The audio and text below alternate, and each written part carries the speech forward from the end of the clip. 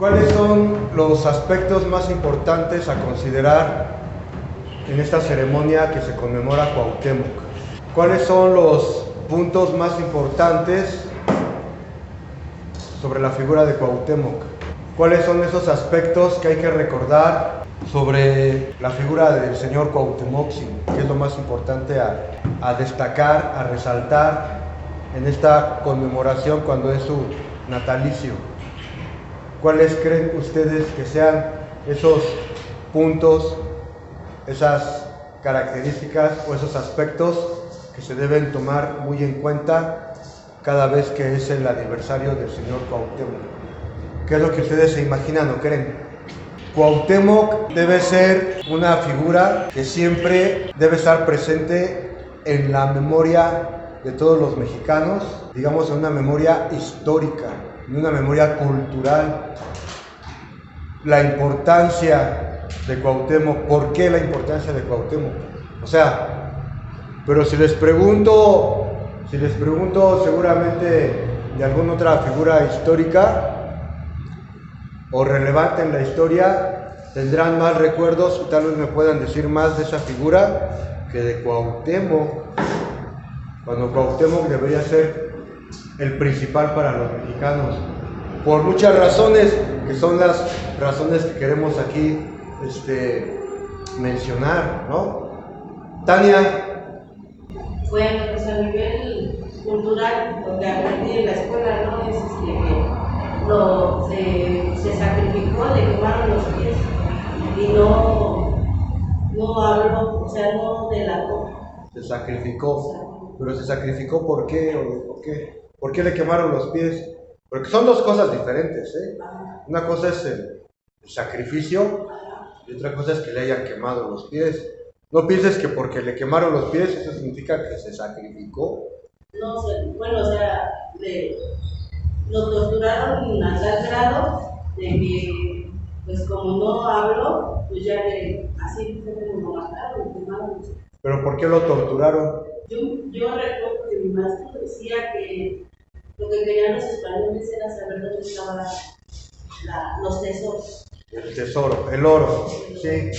Esa es una parte de la historia, es una parte de la historia que todo mundo, casi todo el mundo sabe, ¿no? O sea, le quemaron los pies. Y lo más importante de eso es que él no habló, no dijo nada. ¿Cuál haya sido la razón? Y bueno, parece que la razón principal era que querían saber dónde estaba el oro, pero independientemente de eso, aquí la característica a resaltar, a rescatar, a retomar, es que él, pese a la tortura y pese al dolor y el sufrimiento que estaba pasando, él no habló.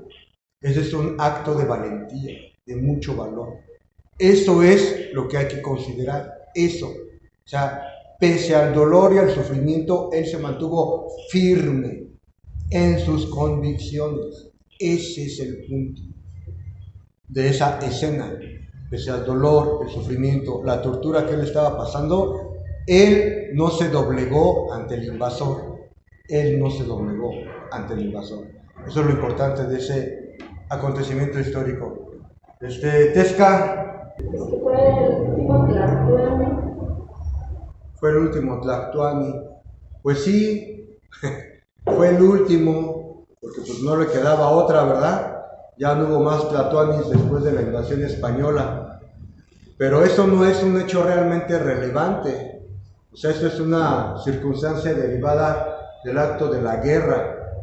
Todo el mundo dice, Cuauhtémoc, el último Tlatoani. Pues sí, o sea, es obvio, es lógico, o sea, pues ya no iba a haber más.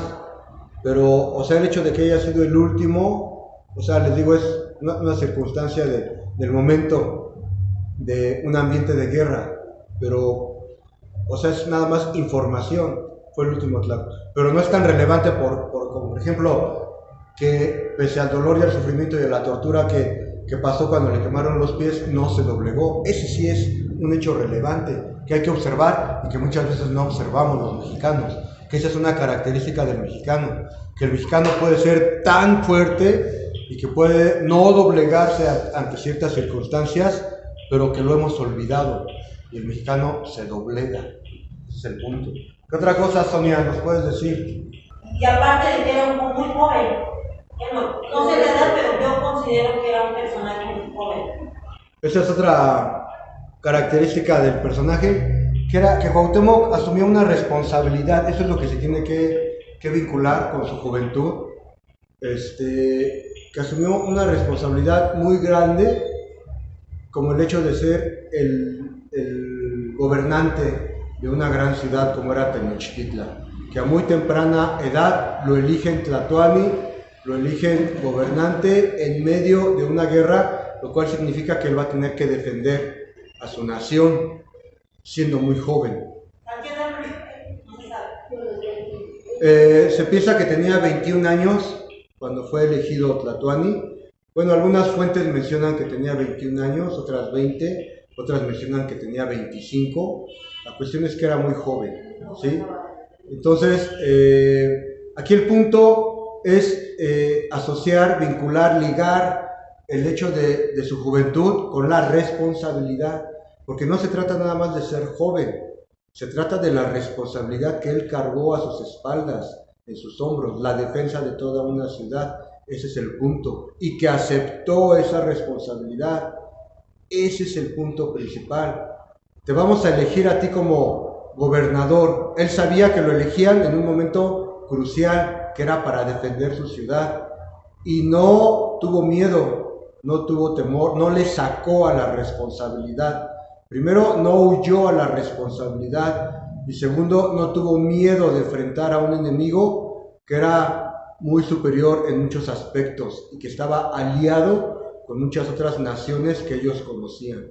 Entonces, aquí lo importante es que, siendo muy joven, aceptó la responsabilidad y que no tuvo miedo de esa responsabilidad y que con valentía afrontó ese destino que le deparaba. Eso es lo que hay que observar en cuanto a su juventud, ¿no? Mónica, ¿qué nos puedes decir? Pues creo que también su sentido de compromiso Sí. con su pueblo, bueno, que es igual como, era muy joven, sí, pero no por ser, vamos a decir coloquialmente, un chamaco. Ajá. Él toma su responsabilidad con compromiso y con valor, porque como ya dijo usted, pues sí, muy superiores en armas, inclusive creo yo que hasta en combate, porque traían animales muy grandes. Sí. Entonces su sentido de compromiso y responsabilidad creo que fue lo que marcó también su valentía para no dar tregua a no hablar cuando pues, la tortura fue muy fuerte. Sí, el sentido de compromiso con su pueblo, como dices, el sentido de compromiso con su pueblo, si lo enfocamos bien, si lo podemos entender como el hecho de defender a su pueblo, a su nación. O sea, él entiende, y yo creo que ese es el aspecto, si no el más importante, tal vez uno de los más importantes de todos los que hemos mencionado ahorita, que él tenía que defender a su pueblo. Él tenía que defender a su nación de los invasores, de una invasión de gente extraña que no conocía, que él tenía que asumir la defensa de Tenochtitlan, de México Tenochtitlan y de México Tlatelolco. Él tenía que... ¿Por qué hago énfasis en esta palabra de defender? Porque a veces se cuestiona este acto de la defensa. Incluso en esa misma época, porque actualmente hay historiadores que cuestionan el acto de la defensa de Cuauhtémoc y de los mexicas, y que pues, ya era innecesario. Pero incluso les digo, Hernán Cortés en su momento, él en sus cartas de relación menciona que por la terquedad, porque así lo dice, por la terquedad, la necedad de Cuauhtémoc, tuvo que destruir la ciudad, porque si él no hubiera defendido la ciudad, él no la hubiera tenido que destruir, no la hubiera tenido que haber destruido como la destruyó, que no quedó piedra sobre piedra, ¿no? Entonces él dice, si Cuauhtémoc no lo hubiera defendido de la forma en que lo hizo, tal vez algunos edificios hubieran quedado en pie, pero tuvimos que destruir toda la ciudad. La ciudad estuvo sitiada casi 3 meses bombardeada por los cañones de los españoles, que estaban montados sobre unos pequeños barcos llamados bergantines que rodeaban la ciudad, que estaba rodeada de agua, y los barcos alrededor de ella siendo bombardeada. Pero aquí el aspecto importante a resaltar es el hecho de la defensa. O sea, si unas personas invaden tu casa, si destruyen tu hogar, tu casa, si queman tu casa, si violan a tus mujeres, o sea, no era lo más, incluso hasta natural, responder a ese acto de violencia, a ese acto de invasión, de robo, de hurto, de violación. No era incluso hasta lo más natural reaccionar y defender lo tuyo. Eso fue lo que hizo Cuauhtémoc. O sea, Cuauhtémoc lo único que hizo fue defender su casa, su nación, su gente, su territorio, ante lo que estaban haciendo los españoles. Y eso es lo que me parece que es lo más importante a resaltar. Cuauhtémoc hizo lo que tenía que hacer, defender, así fueran poquitos, así fueran menos, así fueran inferior en armas, así fueran inferior en número, porque los superaban en número, en cuanto a que los españoles se aliaron con muchos pueblos nahuas, se aliaron con los cepualtecas, se aliaron con muchos pueblos indígenas. Por eso los superaban en número a los mexicas. Sabiendo Cuauhtémoc y los mexicas que los superaban en muchos aspectos, ellos no tuvieron miedo y defendieron su ciudad. Y pelearon por defender lo suyo, que es justo lo que le dice Cuauhtémoc a Hernán Cortés cuando ya está hecho prisionero. Cuando Hernán Cortés tiene prisionero a Cuauhtémoc, Cuauhtémoc le dice a Hernán Cortés: Malinche. Así le dijo a Hernán Cortés: Malinche, he hecho lo que tenía que hacer por mi pueblo, o sea, defenderlo, luchar, pelear por él, ¿no? Dice: ahora me tienes preso, toma ese cuchillo que llevas en el cincho y mátame con él, le dice Cuauhtémoc.